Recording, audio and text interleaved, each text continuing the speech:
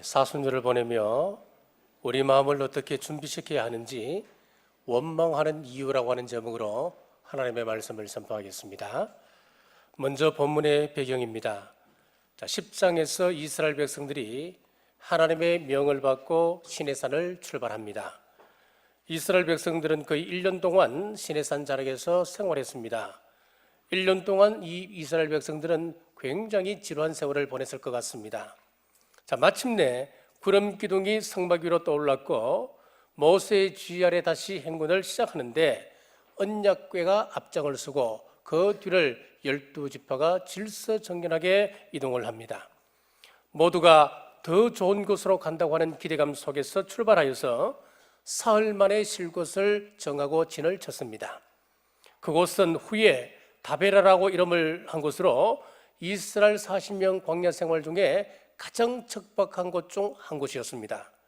그래서 백성들은 사흘 전 시내산 자락에서의 그 환경과 비교하고 애굽에서 종살이 하던 때를 비교하면서 불평을 늘어놓기 시작했습니다. 본문 1절 말씀입니다. 여호와께서 들으시기에 백성이 악한 말로 원망하매 아마도 혈기를 절제하지 못하고 욕지거리를 하되며 원망을 했던 모양입니다. 하나님께서 불러 저들을 징벌하셨습니다. 저들이 그 징벌에 울며 소리를 지르자 모세가 기도했고 모세의 기도에 하나님께서 응답하셔서 그 징벌을 중단하셨습니다. 백성들이 불이 꺼진 이후에 다시는 원망하지 않기로 다짐하며 그곳 이름을 다베라, 불사람의 곳이라고 이름을 짓게 되었습니다. 다베라의 다짐을 한 지 며칠 지나지도 않아 또 원망을 합니다. 이번에는 먹는 문제, 즉 만나 때문에 원망을 하기 시작했습니다. 6절을 보게 되면 자기들은 만나밖에 먹을 것이 없다는 것이었습니다. 아침마다 만나를 주셔서 백성들이 그것을 찢거나 삶고 또 튀겨서 먹도록 했습니다. 그러니 자연히 식탁 메뉴가 단조로울 수밖에요. 그러니 일부 사람들이 고기가 먹고 싶다 야단치기 시작했습니다. 이런 분위기가 전염되면서 백성들이 장막에 앉아 고기 먹고 싶다, 생선 먹고 싶다, 오이, 수박, 부추, 파, 마늘 먹고 싶다 하나님을 원망하는 것이었습니다. 이것을 보면 우리가 잊어서는 안 될 것이 하나 있습니다. 큰 은혜를 받았어도 원망할 수 있다고 하는 것입니다. 큰 권능을 체험해서도 우리가 원망할 수 있다고 하는 사실입니다. 1년 가까이 시내산 자락에 머물면서 하나님의 군사로 철저하게 훈련을 받았습니다.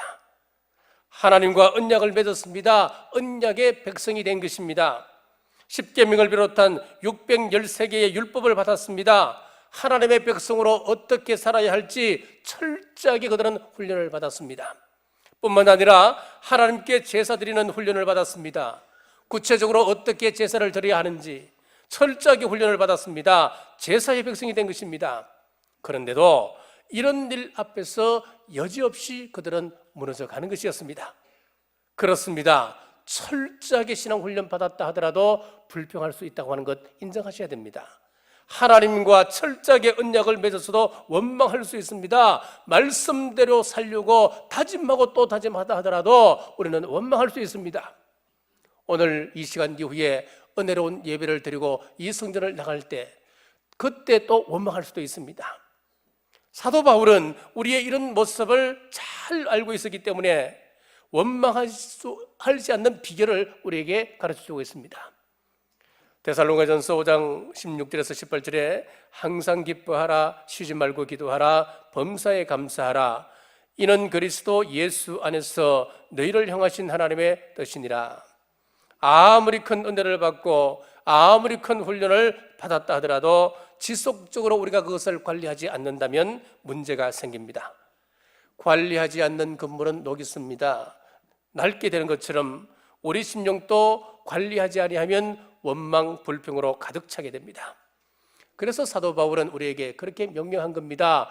항상 기뻐하라. 이것은 명령형입니다. 기뻐해도 되고 안 해도 되고 그런 것이 아니었습니다. 우리 마음을 관리하는 방법은 그 명령 앞에 순종하면서 어떤 일이든 우리가 기뻐하라고 우리가 작정을 하는 거예요. 쉬지 말고 기도하라 그랬습니다. 기도는 해도 되고 안 해도 되는 것이 아니고 반드시 기도하라 그렇게 명령을 했습니다. 범사에 감사하려고 해야 됩니다. 그래야 우리 심령이 하나님 보시기에 아름다운 상태로 유지해 갈 수 있다고 하는 것입니다.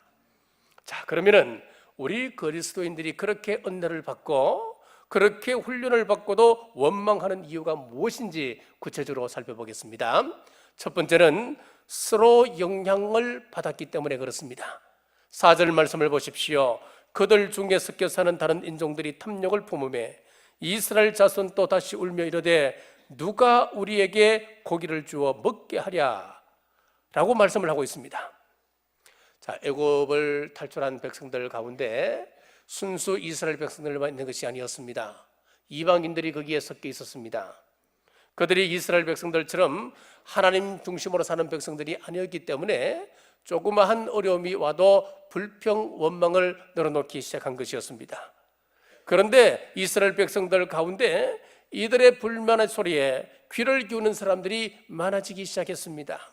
함께 원망, 불평하기 시작했습니다. 원망이 전염이 되기 시작한 것이지요. 우리 사람들은 서로 영향을 주고받으며 살게 되어 있습니다. 좋은 영향을 주고받을 수도 있고 나쁜 영향도 주고받을 수가 있습니다. 중국 운남성은 인구 80%가 25개의 소수 민족으로 구성되어 있습니다. 이들 대부분은 산지에 살고 있습니다. 그러니까 가난합니다. 힘겨운 삶을 날마다 살아가는 겁니다. 그리고 미얀마, 라오스, 베트남과 국경을 접하고 있기 때문에 마약 밀수가 성행하고 있습니다. 그래서 80% 가까운 사람이 마약 중독에 빠져 있고 마약을 주소하는 과정에서 에이즈가 창궐하게 되었습니다. 그런데 운남성의 한 현은 에이즈 감염자가 전혀 없습니다. 마약 중독자가 거의 없다고 하는 겁니다. 그래서 중국 정부가 조사를 해보니까 이 현의 인구는 8만인데 그 가운데 6만 명이 기독교인이었다고 하는 겁니다. 그래서 중국 정부가 이 현에 교회를 지어주고 운남성의 다른 그 현에도 적극적으로 예수 그리스도를 영접하라고 중국 정부가 그렇게 이야기를 했다는 거죠. 사람들이 예수님을 믿으니까 세상 풍조에 휩쓸리지 아니하고 오히려 세상에 선한 영향을 미치게 되었다고 하는 것입니다. 그렇습니다. 마약 중독이 전염되듯이 원망도 전염됩니다. 이 원망을 막는 길은 예수 그리스도 안에서 철저한 신앙생활입니다. 우리가 철저하게 하나님 바라보고 철저하게 말씀 따라 사심으로 선한 영향력 끼치는 우리 남북의 온 성도들 되시길 주님의 이름으로 축복합니다. 원망하는 이유 두 번째는 탐욕 때문에 그렇습니다. 4절을 다시 보시면은 탐욕을 품음에라고 했습니다. 원어를 살펴보면 이 말의 뜻은 이렇습니다. 자신의 욕망에 사로잡힌다, 그런 뜻을 가지고 있습니다. 욕망의 노예가 되어버린 상태를 이야기합니다. 금식 기도를 해보신 분들은 다 잘 아실 겁니다. 금식 기도 처음 해보면 이틀 3일째가 고비입니다. 이틀쯤 지나면은 기도는 거의 안 됩니다. 내 머리에 떠오르는 것은 뭡니까? 짜장면 생각. 그리고 설렁탕, 기도만 끝나면은 내가 설렁탕에다가 그 김치를 풀어서 그냥 침만 보이는 거예요. 무슨 기도가 되겠습니까? 자, 이처럼 우리가 기도에 전념하지 못하고 다른 것에 생각을 뺏기는 이런 상태, 이것이 바로 탐욕이다, 그렇게 이야기하는 거예요. 이런 탐욕에 사로잡히니까 감사를 잃어버리게 되고 팔자 타령을 하게 되고 누군가에 대해서 원망을 늘어놓기 시작하는 겁니다. 하나님께서 이 광경을 보시고 얼마나 진노하셨던지 그래 실컷 먹어라 그러면서 메추라기를 몰아오셨습니다. 그 고기가 이 사이에 아직 남아있을 때에 고기 때문에 하나님을 원망했던 사람들 전부를 심판하셨습니다. 그래서 그곳 이름을 민수기 11장 34절에 보니까 기브롯 핫다와 탐욕의 무덤, 그렇게 이름을 지었습니다. 우리가 탐욕을 품게 되면 무덤 속에 다 들어간다, 그 이야기겠죠. 자, 그런데 우리가 여기서 한번 곰곰이 한번 생각해 볼 문제가 무엇인지 하면은 우리가 고기 먹는 것, 실컷 먹고 싶은 것, 이거 인간의 욕망 아닙니까? 우리의 본성 아니겠습니까? 그런데 이것이 뭐 그래 잘못되었다고 하나님께서 그렇게 진노하시는 겁니까? 이스라엘 백성들이 처한 상황을 보시면 우리가 이해가 됩니다. 과거 이스라엘 백성들에게 무슨 소망이 있었습니까? 자자손손 태어나자마자 시작되는 노예 생활, 그 소망 없는 생활에서 해방시켜 주신 우리 하나님께서 광야로 인도하셨습니다. 그곳에서 백성들이 수고하지 않아도 만나를 내려서 먹게 해주셨습니다. 메추라기를 몰아오셨습니다. 반석에서 물을 내어 시원하게 마시게 해주셨습니다. 그런마다 지켜주셔서 그 발이 부러뜨지 않게 해주셨고 옷이 헤어지지 않도록 지켜주셨습니다. 낮에는 일사병으로, 밤에는 또 얼어 죽을까 봐 하나님께서 구름기둥, 불기둥을 세워주셨습니다. 자, 하나부터 열까지 다 하나님의 은혜입니다. 광야에서는 자기가 잘나서 자기 능력으로 살아가는 것 아니라고 하는 것이었습니다. 이런 상황에 있는 이스라엘 백성들이 하나님의 은혜를 망각한다, 이건 있을 수 없는 일이었습니다. 이런 아침 들판에 나가 만나를 주우며 이런 황량한 땅에서 하나님께서 주시는 이 만나를 우리가 거둘 수 있다니요, 눈물 뿌리며 하늘을 향하여 찬송해도 부족하지 않겠습니까? 반석에서 물을 터뜨려 마시게 하실 때에 그 물을 마시며 두 손 들고 하나님을 찬송해도 모자랄 판국이 아니겠습니까? 그리고 그들이 진짜 고기를 못 먹는 사람들이었습니까? 그들에게는 수백만 마리의 양떼, 소떼, 염소떼들이 있었습니다. 이들의 직업이 목축아니었습니까? 그러니까 가끔씩 잡아 먹을 수 있는 여건이 되었습니다. 그러므로 고기 맛을 전혀 못 본 사람들이라 말하면 안 되는 거예요. 그런데 그것은 자기 재산이니까 실컷 먹지는 못하는 겁니다. 자기 것은 놔두고 실컷 먹을 고기를 달라. 여러분, 이것이 탐욕 아니고 무엇이겠습니까? 자, 이렇듯 많은 은혜를 잊어버리면 탐욕이 생겨나기 시작합니다. 탐욕이 초래할 수 있는 부작용 중 하나가 감사를 마비시킨다고 하는 데 있습니다. 자, 루빈이라고 하는 사람이 이런 재미난 풍자 만화를 그렸습니다. 노아 홍수가 온 세상에 있는 생물들을 다 내렸습니다. 노아 방주에는 노아의 식구들과 그리고 둘씩 상을 이룬 짐승들이 거기에 타고 있습니다. 1년 동안 항해를 합니다. 드디어 땅이 마르고 그 방주의 문이 활짝 열리고 이 동물들이 내려옵니다. 자, 내려오는 가운데 코끼리가 이렇게 하늘을 보고 중얼중얼거립니다. 젠장, 계속해서 비만 왔네. 여행치고는 정말 형편없는 여행이어서 방주에서 내려오며 혼자 이렇게 중얼거리며 내려오는 그런 그림입니다. 여러분, 모든 생물이 수장된 마당에 자기는 선택받아서 방주에 태워져 구원받았는데 불평한다고 하는 것, 여러분, 이것이 바로 탐욕 아니겠습니까? 사랑하는 여러분, 지금 자신이 받아 누리는 은혜를 한번 헤아려 보십시오. 나 같은 죄인이 어떻게 구원받아서 이 은혜로운 자리에 동참하며 하나님을 향하여 예배드리고 있는지, 내가 하루하루 살아가고 있는 것이 내 힘으로 사는 것인지, 아니면 돈의 힘으로 사는 것인지, 아니면 하나님의 은혜로 지금 살아가고 있는지, 그걸 어디 한번 살펴보십시오. 우리 머리에 얼마나 많은 혈관이 있습니까? 그 조그마한 모세혈관 하나 터져도 잘못되면 뇌졸중이 올 수도 있습니다. 반신불수가 올 수도 있습니다. 그런데 지금 건강하게 하나님을 향하여 찬송하는 이 자리에 함께 동참한다. 여러분, 이것은 은혜 중에 은혜입니다. 이런 은혜를 망각하고 좀 더 하는 것은 탐욕 중에 탐욕입니다. 이런 탐욕을 버리고 늘 하나님의 은혜를 묵상하는 사순절 되시기를 주의 이름으로 축복합니다. 세 번째 원망하는 이유는 잘못된 비교 때문이었습니다. 5절 말씀을 보십시오. 우리가 애굽에 있을 때에는 라고 하는 말씀이 나옵니다.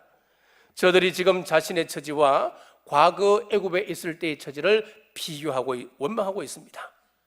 그런데 우리가 자세하게 한번 살펴보시면, 비교해 보면은 이들의 비교가 잘못되었다고 하는 것을 알 수가 있습니다. 과거 애굽에 있을 때는 노예였습니다. 그러나 지금 광야에서는 자유인이 되어 있습니다. 과거 애굽에서는 언약의 백성이 아니었습니다. 그러나 지금은 언약을 맺은 언약의 백성이 되었습니다. 그런데 저들은 이런 점은 비교하지 아니하고 애굽에 있을 때는 편안했는데 지금 이 광야에서는 고생이 막심하다고 하는 것이었습니다. 애굽에 있을 때는 고기와 맛난 식물로 인해서 배부르게 먹을 수 있었고 또 우리의 정력이 넘쳐났다는 거예요. 그런데 지금은 만나만 먹으니 기력이 쇠하게 되었다고 하는 것이었습니다. 애굽에서는 무상으로 고기를 먹고 생선을 먹고 수박을 먹고 파, 부추, 마늘 같은 채소도 맛있게 먹었는데 지금은 너무너무 비참하다고 하는 것이었습니다. 자, 이런 것들은 값없이 먹었다 그렇게 이야기했습니다만은 사실은 이것은 거짓말입니다. 물론 나일강이 많은 물고기를 내어놓고 또 땅이 비옥하여서 각종 농작물을 내어놓은 것은 맞습니다. 그러나 값없이 이것을 먹었다 하는 이 표현은 잘못된 표현입니다. 장렬하는 뜨거운 태양빛 아래서 채찍을 맞으며 힘든 노예 생활 대가로 이런 식물을 얻은 것이지 절대로 무상으로 얻은 것이 아니었습니다. 자, 그리고 만나를 가지고 기력이 쇠해졌다 불평합니다만은 하나님께서 내려주신 이 만나는 가장 완전한 식품이었습니다. 만약 40년 동안 이것이 영양학적으로 문제가 있었다면 이스라엘 백성들이 전부 다 광야에서 기력이 쇠하여 죽어야 될 것 아니겠습니까? 영양실조라도 걸려야 될 것 아니겠습니까? 이 척박한 땅에 매일 하늘에서 내려오는 이 만나는 큰 은혜요, 감사요, 축복이 아닐 수 없습니다. 그러므로 비교하지 마십시오. 자, 부잣집에 없는 것이 하나 있는데 그것이 바로 형제간의 우애가 없다고 하는 것입니다. 자, 이런 말이 있는 거예요. 언론에 오르내리는 재벌 가족들의 다툼을 한번 보십시오. 부잣집 형제들이 다투는 것이 없어서 부족해서 다투는 것이겠습니까? 아닙니다. 여러분, 탐욕 때문에 서로 다투는 겁니다. 아무리 많이 가져도 탐욕의 영에 사로잡히게 되면 만족을 모릅니다. 이 탐욕은 어디서 오는 겁니까? 비교의식에서 오는 것입니다. 비교 대상이 없으면 우리는 탐욕을 가질 이유가 없습니다. 하지만 비교하기 시작하면서부터 상대방보다 모자란 나를 발견하게 되는 겁니다. 그것을 발견하면서부터 나는 비참하다 생각하게 되는 것입니다. 자, 김석균 씨가 쓴 주님 손잡고 일어서세요 라고 하는 복음송이 있습니다. 자, 우리가 잘 아는 가사입니다. 이런 1절 가사를 보면 이렇습니다. 왜 나만 겪는 고난이냐고 불평하지 마세요. 고난의 뒤편에 있는 주님이 주실 축복 미리 보면서 감사하세요. 자, 1절에 보면 이런 말씀이 있어요. 이 말씀 무슨 말씀인지, 무슨 가사 내용이냐 하면은 우리는 믿음을 쫓는 사람들이거든요. 우리는 믿음의 사람들이에요. 그래서 히브리서 11장 1절에 보면은 믿음은 바라는 것들의 실상이다. 믿음은 바라는 것들의 실상이다. 여러분, 무슨 말입니까? 지금 우리의 환경은 너무너무 힘듭니다. 너무너무 초라할 수 있습니다. 아플 수가 있습니다. 그러나 우리 믿음의 눈으로 바라보면은 이런 현상 뒤에 숨어있는 하나님의 축복의 모습을 우리가 봐야 된다는 거예요. 그것을 우리가 미리 바라보면서 지금은 당장 그 축복을 누리지는 못할지라도 이미 받은 것으로 믿고 우리가 하나님을 향하여 감사하자, 그런 내용이에요. 여러분, 2절 보십시오. 왜 이런 슬픔 찾아왔는지 원망하지 마세요. 당신이 이런 것보다 주님께 받은 은혜 더욱 많음에 감사하세요. 여기도 보면 똑같습니다. 우리가 순간순간 바라보고 내 현실을 바라볼 때는 내가 없는 것 바라보고 남들 바라보고 비교해 볼 때 우리는 원망할 수 있고 불평할 수 있는 거예요. 그런데 우리가 믿음의 눈으로 바라보면은 우리가 이런 것보다는 주님께서 나에게 베푸신 은혜가 훨씬 더 많다. 그러면은 다른 말로 하면은 비교를 하더라도 우리가 바르게 비교하라는 이야기예요. 우리가 잘못 비교하면은 원망 불평이 나옵니다. 하지만 우리가 바르게 비교하면은 거기에 감사가 있고 거기에 감격이 있고 눈물이 있는 거예요. 호렴을 한번 보십시오. 너무 견디기 힘든 지금 이 순간에도 주님 일하고 계시잖아요. 남들은 지쳐 앉아 있을지라도 당신만은 일어서세요. 그리고 마지막 부분에 보면 주님이 함께함을 믿는다면 어떤 고난도 견딜 수 있잖아요. 이렇게 돼 있어요. 여러분, 우리 예수님께서 왜 이 땅에 오셨습니까? 우리 예수님께서 이 땅에 오신 이유 중에 하나가 무엇이냐면 우리와 임마누엘 하기 위해서 오셨습니다. 우리와 함께 하기 위해서 오셨습니다. 우리와 함께 하시면서 뭘 한다는 겁니까? 날 대신하여서 지금 일하고 계신다고 하는 이 사실이에요. 이것 우리가 믿고 이것을 우리가 받아들인다면 어떻게 우리가 하나님을 향하여 원망하고 불평할 수 있겠습니까? 그렇습니다. 우리가 비교를 잘 하십시오. 좋은 것을 보고 비교하면 항상 기뻐할 수 있습니다. 범사에 감사할 수 있음을 믿으시길 바랍니다. 한 교회에서 40년을 성공적으로 목회하신 한 목사님 이야기를 소개하겠습니다. 이 목사님은 당회를 할 때나 누구를 만날 때는 항상 노트를 한 권 들고 다녔습니다. 그 노트 표제가 무엇이냐 하니까 교인 불평록 이렇게 이름을 지었습니다. 그래서 누가 와서 불평을 이야기하려고 한다면은 먼저 그 책을 탁 펴놓고 목사님이 펜을 잡고 설 준비를 하고 있습니다. 성도님 말씀하세요. 그 불평을 말씀하시면은 제가 또박또박 잘 적어 놓겠습니다. 적어 놓고 나면은 마지막에 성도님의 사인만 여기 하나 남겨두고 가십시오. 그러면은 그분이 막 굉장히 당황해하면서 사실은 이것을 기록해 남기고 내가 서명할 정도로까지 중요한 사항은 아닙니다. 그리고 머리를 끌적끌적하고 그냥 간다는 거예요. 그래서 이분이 40년 동안 목회하면서 교인 불평록에 단 한 줄의 불평도 기록하지 않았다고 하는 그런 이야기입니다.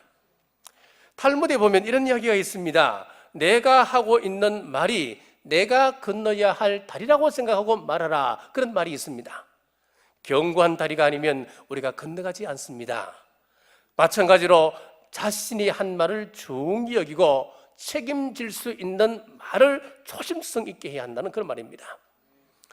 지난 우리 수요밤 기도회 때 10계명의 9번째 계명이었던 내 이웃에 대하여 거짓 증거하지 말라, 우리 9계명을 함께 나누었습니다.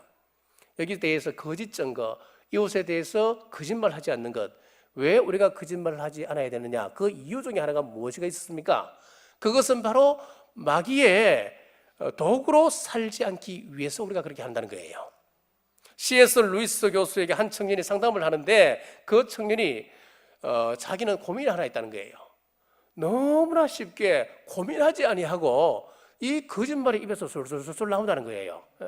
그래서 이 상담을 하니까 이 C.S. 루이스 교수님이 이렇게 답을 합니다. 앞으로 당신 입에서 거짓말이 술술술 나오든가 아니면 거짓말이 나오려고 생각이 들면은 당신 뒤에서 빙거래 웃고 있는 마귀의 모습을 생각해 보라, 그렇게 답을 주었습니다. 여러분, 우리가 거짓말을 하고 있으면, 우리가 거짓 증거하고 있으면 우리 뒤에서 마귀가 빙거래 웃고 있다고 하는 이 사실을 꼭 기억하십시오. 그리고 사탄은 하늘 보좌를 향하여 이렇게 외칠 겁니다. 하나님 들으셨지요? 지금 저들의 거짓말을, 저들은 분명히 나를 닮은 나의 노예요, 나의 자식들입니다. 그렇습니다. 우리가 교회에 아무리 열심히 출석을 하고 있고 아무리 훌륭한 신앙 고백을 하나님께 올려드린다 하더라도 실제적인 삶에서 아무런 고민 없이 거짓말을 하고 늘 비교하고 원망 불평한다면 우리의 신앙 고백과 상관없이 거짓의 아비인 마귀에 속한 자들입니다. 그러므로 거짓을 버리십시오. 잘못된 비교의식을 버리시는 우리 남북의 온 권속들 되시길 주님의 이름으로 축복합니다. 사랑하는 여러분, 지금 우리는 사순절 절기를 보내고 있습니다. 내 마음에서 탐욕과 잘못된 비교의식을 버리십시오. 그리고 우리의 입술에서 모든 가시 돋친 말, 원망, 불평, 거짓을 뽑아내십시오. 그리고 한마디 한마디 쏟아내는 이 말들을 노트에 서명한다고 하는 그 마음으로 책임질 수 있는 말, 내 인격을 걸 수 있는 말, 위로하고 지지하고 격려하고 용기를 주는 말을 전하십시오. 그리하여서 신앙에 유익을 주는 선한 영향력을 끼치는 우리 남북의 온 권속들 되시길 주님의 이름으로 축복합니다. 기도하겠습니다. 아버지 하나님, 오늘도 주님 전전으로 인도하셔서 예배케 하심을 감사합니다. 원망하는 이스라엘 백성을 보며 우리도 하루하루 하나님의 은혜로 살아감에도 늘 불평하며 원망하며 살아감을 회개합니다. 용서하여 주옵소서. 늘 마음과 입술을 지킴으로 탐욕과 악한 비교의식을 버리고 선한 영향력을 끼치는 사순절 절기 되게 하여 주옵소서. 예수님 이름으로 간절히 기도드리옵나이다.